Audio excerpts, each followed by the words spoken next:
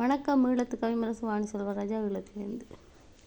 இன்றைய பதிவு என்னன்னு சொன்னால், எவ்வளோ சொன்னாலும் இந்த பௌத்த வரலாற்று அட்டகாசம் நித்தாற்றமாக இல்லை. நிறுத்துங்க, முதல்ல நிறுத்தாட்டுங்க. குருந்தூர் மலை விகாரை இருக்கிறதா சொன்னீங்க, பச்சை பொய். அதுக்கான ஆவணம் இருக்குது, மோனூரில் பதிவு செய்யப்பட்டிருக்கு. அது சைவ கோயில்தான். உங்களுடைய நடவடிக்கை முற்றுமுழுதான். நிறுத்துங்க. நீங்கள் தமிழர்கள்ற குரலை நெரிக்காதீங்க. நெரிச்சு நீங்கள் ஏன் இந்தளவுக்கு வன்மத்தை கக்குறீங்கன்னு தெரியாமல் இருக்கி. தாயத்து நாட்டு பெரிய பெரிய சைவ அறிஞர்கள், கலைஞர்கள், எத்தனையோ உலக நாடுகளில் இருக்கிற சைவர்கள் எல்லாம் என்ன செய்து கொண்டிருக்கீங்க என்று தான் கேட்க தோணுது. இந்த நடவடிக்கையெல்லாம் பார்த்துட்டு பேசாமல் இருந்தீங்கன்னா எங்களோட குரல்கள் நசிக்கப்படுது. எங்களுடைய தொன்மையான இடங்கள் எல்லாம் அழிக்கப்படுறத நீங்கள் கண்டுகொள்ளாமல் இருந்தீங்கன்னா எங்களுக்கு எந்த இடத்துல எங்களுக்கான தீர்வு கிடைக்கும்ன்றதை நீங்கள் ஒருக்கா சிந்தித்து பார்க்குறீங்களா? நாங்கள் இந்த பதிவுகளெல்லாம் உண்மையாக தானே போடுறோம். ஒரு பொய்யான பதிவு போட்டிருந்தா கூட நீங்கள் எங்களுக்கு எந்த தண்டனை கொடுத்தாலும் நாங்கள் ஏற்றுக்கொள்ள தயாராக இருக்கிறோம். நீங்களே சிந்திச்சு பாருங்கள். குருந்தூர் கதிர்காமத்தில் கூட அது தமிழர்கள் அபகரித்து முடிச்சாச்சு. இப்படி சில இடங்களில் தான் புத்தர் கோயிலை கொண்டு ஏழுமலையிலையும் கொண்டு முடித்தாங்க. அதெல்லாம் விட்டாச்சு.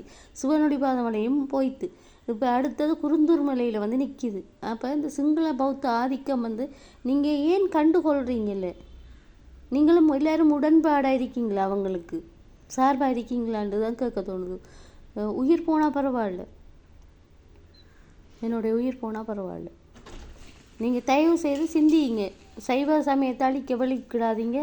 சைவம் சார்ந்த இடங்களையும் அழிக்க வழிக்கிடாதீங்க. குருந்தூர் மலை கோயில் சைவ கோயில் தான். அங்கே இருக்கிற லிங்கமே ஒரு சாட்சி. தமிழர்கள வரலாறு சின்ன வரலாறு இல்லை. நீங்கள் அழித்தது போதும். நீங்கள் நித்தாட்டுங்க.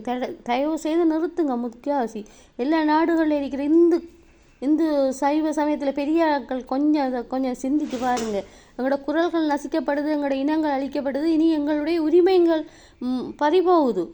இன்னும் மௌனமாக இருக்காதீங்க.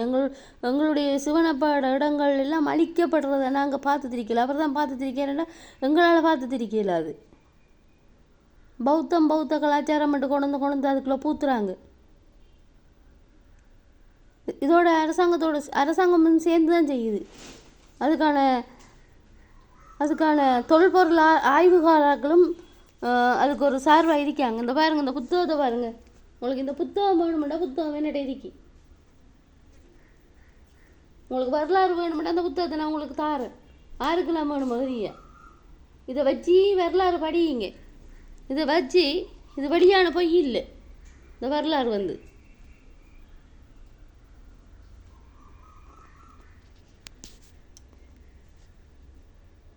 இந்த வரலாறு பொய் இல்லை. சரியா?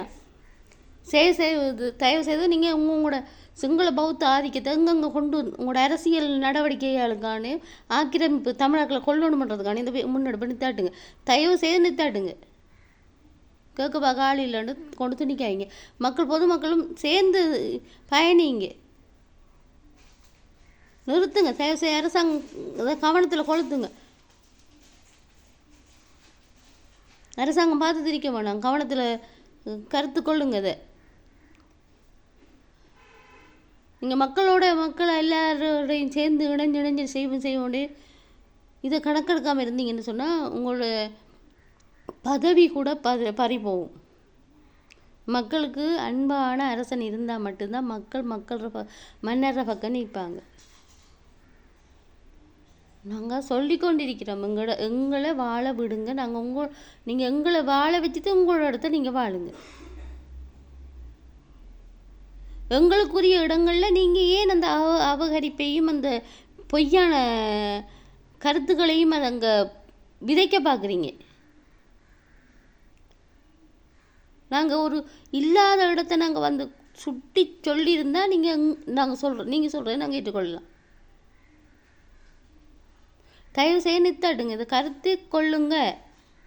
சகோதரர் கூட இதை கருத்தில் கொள்ளுங்க. இதை நிறுத்துங்க. தயவு செய்து நிறுத்துங்க. முற்றுமுழுதான் எங்கெங்கெல்லாம் சைவ கோயிலை நீங்கள் அபகரிக்க நினைக்கிறீங்களோ அவ்வளோ பேரும் முற்றுமுழுதான் நிறுத்துங்க. இந்த எல்லா நாடுகளில் இருக்கிற அன்பான உறவுகளுக்கு கேட்குறேன்.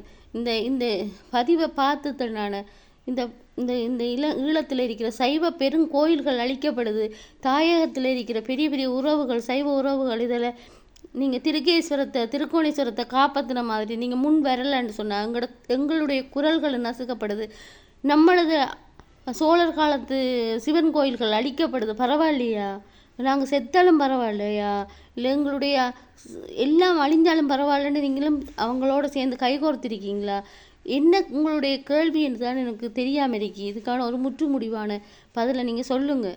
கண்டிப்பாக பார்த்துட்டு வேடிக்கை பார்த்துட்டு இருக்காங்க. தயவுசெய்து நிறுத்த சொல்லுங்கள். நன்றி, வணக்கம். ஈழத்து கவிமுரசு வாணி செல்வராஜா, ஈழத்திலிருந்து. நன்றி.